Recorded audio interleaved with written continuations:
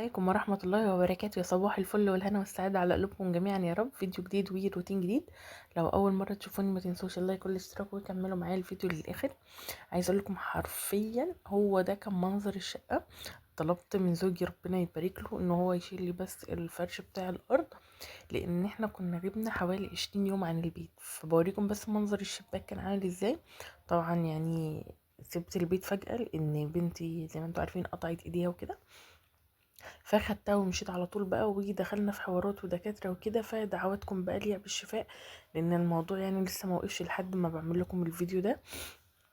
فعايزه اقول لكم بقى الشقه حرفيا ما كانش فيه حاجه نظيفه خالص. كان كل حاجه عارفين، في عيش كان متساب عفن، وعارفين بقى هموش، والدنيا كانت في أسوأ حالاتها حرفيا. وشايفين دي حرفيا كمية التراب اللي خارجة بس من الريسبشن والطرقة. فبدأت كده بقى، حطيت بريكس في الميه، وبدات بقى كده ان انا امشي بالمكنسه، لان حرفيا التراب والجزء اللي هو ورا الشباك ده كان التراب فيه الاركان زي ما انتم شايفين كده، وشايفين اصلا الميه عامله ازاي. وكان في اماكن طبعا في الحيطه مطربه ومبهدله. فكنت محتاجه ان انا يعني اعمل الارض كده اعجنها زي ما بيقولوا. بس فبدأت كده بقى ان انا اعمل الارض بالمكنسة، لان حرفيا الشرشوبة والموب والحاجات دي ما بتغنيش ان احنا نمسك الارض كده ندعكها دعكة محترمة. فبدأت كده امشي الصابون في كل حتة. وحرفيا عايزة اقول لكم كمية الراحة النفسية بعدها، انتوا بتحسوا ان المكان بيشكركم، طاقة المكان كده بتتجدد. وزي ما احنا عارفين بقى الجو ساقع خالص الايام دي.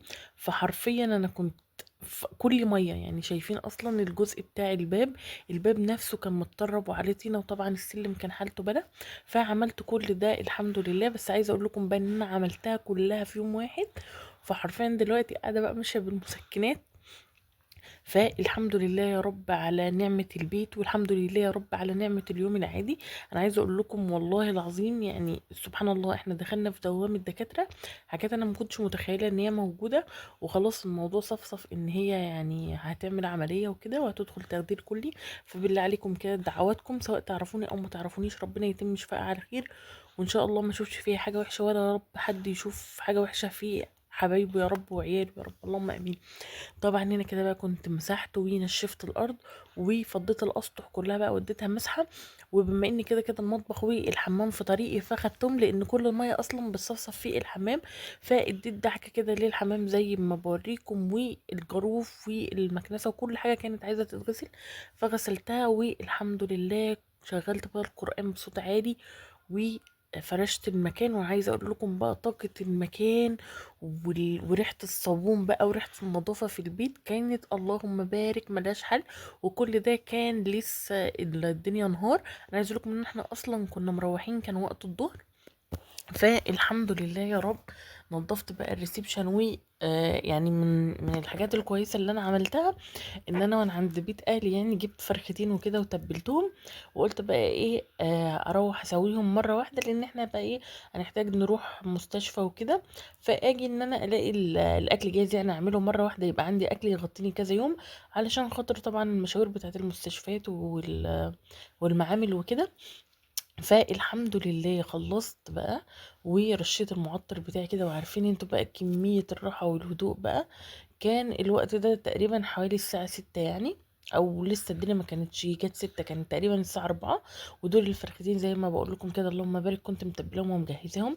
حطيت عليهم ورق زبدة كده بليته، وحطيت الفويل وبدأت اعمل فيه فتحات كده. وعايزه اقول لكم بقى، عارفين انتم مشتاقين بقى لمطبخكم والاكل وكده. فعملت شويه رز، شايفين البخار وطلع منه شويه رز كده بالسمنه البلدي.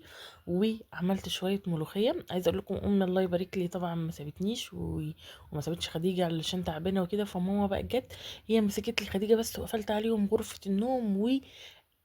عملت بقى كل اللي انا بعمله بره ده. والاكل هنا كان جاهز اللهم بارك. عايزه اقول لكم حرفيا ريحتها كانت خطيره. كنت متبلاها ببصل وثوم وفلفل وطماطم وبقى شويه بهارات. كان بصراحه ملهاش حل. عملت بقى طبق سلطه كده ببصل والفلفل فراخ. انا بس عايزه اوريكم منظرها هي سخنه، شايفين هي بتطلع البخار اللي فيها، اللهم بارك ما كانش فيها ولا غلطه. هوريكم منظر العظم دلوقتي، حرفيا العظم بيض الحمد لله، لا في دم بقى محبوس ولا اي حاجه خالص. وانا جبتهم عملتهم فريش، يعني ما دخلوش الفريزر، هم باتوا بس في التتبيله ليله في التلاجة. وشويه الملوخيه بقى دي كانت جارتي مفرزناها يعني، فاللهم بارك كانت جميله قوي. شايفين العظم حرفيا اللهم بارك، كانت طعم ونظافه وريحه وكل حاجه. حطيت الاكل كده، ماما بس اللي كانت هتاكل يعني، لان انا بصراحه لو كنت اكلت كان جسمي هيهمد، فقلت بقى عشان ما اخرش عليها الغدا اكتر من كده. شايفين بقى منظر التسريحه كان عامل ازاي. فضيتها بقى وشلته وقلت هبدأ ارتبها من اول وجديد، ويعني افرز الحاجه كده اللي انا بستخدمها بتاعت السكين كير بتاعتي. فحطيتها هنا كده، وكميه الورد اللي على التسريحه كبيره. بس انا عايزه اقول لكم اصلا ان هي خديجه يعني لما قطعت ايدها قطعتها بشفره، فانا حرفيا فضيت التسريحه بقى، الحاجه اللي هي انا هستخدمها حطيتها فوق كده بحيث ان هي ما تطلعش على التسريحه، لان التسريحه عندي عاليه. وبقيه الحاجه بقى خرجتها كده حطيتها في الوحده اللي في الحمام. هنا بقى كنت اديت الارض مسحه وغيرت المفرش بتاع التسريحه، ورصيت الحاجه كده. والملايه انا بصراحه كنت فرشاها اول ما جينا عشان خاطر خديجه تنام عليها وكده. فلما صحيت كده بقى ظبطتها وبدأت كده ارش المعطر. وعايزه اقول لكم اللهم بارك، انا تعبت اليوم ده بس حسيت بانجاز رهيب. طبعا ما ينفعش بقى الشتا تيجي واحنا ما عملناش كيكه، وعارفين يعني من كتر ان الفتره دي ما هي صعبه بصراحه عليا يعني، فكنت بحاول ان انا اعدي بيوم جميل كده. عارفين بعمل بقى كل حاجه انا بحبها، حتى لو يوم واحد بس هنخطفه من وسط المستشفيات والتعب وكده. فالحمد لله نظفت المطبخ وعملت الكيكه كده وطلعتها، بس خليتها تبرد شويه. وعايزه اقول لكم اللهم بارك تحفه، شايفين بحط ايدي فيها حرفيا هتتفتت من كتر ما هي اللهم لك الحمد هشه وجميله. عملت بقى كوبايتين شاي بلبن، وحطيت شوية فول سوداني كده ولب للتسالي، وقطعت طبق فاكهة كده بقى. قلت ايه اروق على ماما، لان بصراحة خديجة كانت ارقتها، لان خديجة طبعا تعبانة فعايزاني، فهي عمالة تشغلها كل شوية، تلعبها تصحيها تنيمها تقعدها، فبصراحة كانت تعبت معايا قوي. وعايزة اقول لكم بقى يعني عارفين انتوا انا اصلا كنت مستنية شهر 11 علشان خاطر بقى الخصومات بتاعت الوايت فرايداي وكده. فعايزه اقول لكم والله العظيم من يعني من اللف وكده، دي حاجات كده يعني ايه خطفتها. كنت محتاجه طبعا اطلب شويه حاجات تانيين، بس بصراحه ما كانش فيه امكانيه خالص. وبصراحه انتوا عارفين بقى جو الدكاتره والمستشفيات والحاجات دي بيطول، فدي شويه حاجات بس كده كنت ايه لما بننزل بقى كده اخطف وقت، عارفين اللي هو انا ايه بخطف اي وقت اسلي في نفسي. فكان في شويه حاجات بصراحه كده كانوا عاجبني، كنت مقرره ان انا هشتريهم كلهم يعني هطلبهم كلهم، لان انتوا لما بتنزلوا بتلاقوا عينيكم بقى راحت لحاجه انتوا اصلا ما كنتوش عايزينها.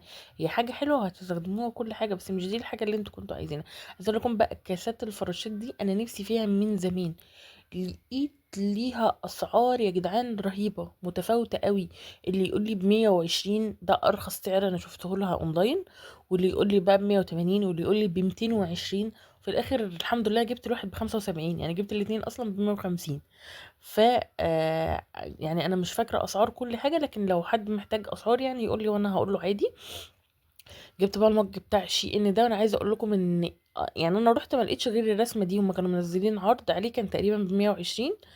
ما لقيتش بقى الا عليه ورد وكده، فقلت مش مشكله هبقى اطلبه مره تانية. ولقيت بقى البتاع الذهبي ده، انا عايزه اقول لكم شكله مستطيل جميل قوي، اطباق تقديم جميله. فقلت بقى كده مش مشكله، جبت حلة بطوط دي بتاعت التحمير، والمج بتاع ايكيا ده، وجبت بتاعت الحمام دي، وجبت المعالق دي شكلها قمر اللهم بارك. عارفين شويه حاجات بقى كانت عجباني، فكنت كل ما بنزل كده بجيبهم. يعني انا مش جايباهم من مكان واحد، وفي نفس الوقت انا مش فاكره اسعار، فلو في حد محتاج حاجه يقول لي. دي كوسترات برضو عجبتني قوي، والمضرب بتاع ايكيا. وانا عايزه اقول لكم اللهم بارك يعني الحاجه كان نفسي فيها، ولكن طبعا مش هقدر افرشها ولا استخدمها دلوقتي، لان دعواتكم يعني لسه خديجه يعني مشوارها لسه فيه شويه حاجات يعني، فبالله عليكم دعواتكم ليها كتير، وان شاء الله باذن الله اشوفكم بقى في فيديو جديد وروتين جديد.